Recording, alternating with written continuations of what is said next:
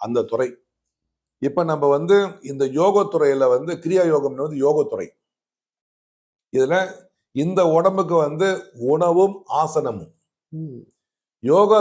யோகாசனம் என்றால் என்னன்னா ஆசனம். ஆசனம்னா போட்டு ஒரு இருக்கைன்னு அர்த்தம், பொசிஷன்.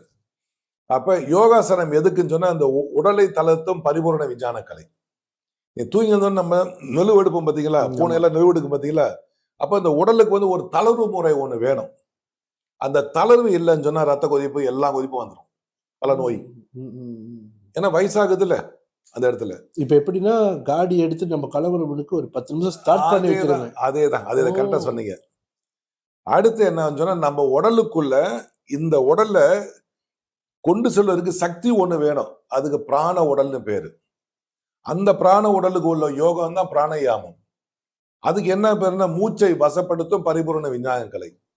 நம்ம மூச்சை வந்து அதுவா ஓடிக்கிட்டு இருக்கு. இத ஒரு கணித தொகுப்புல நீங்க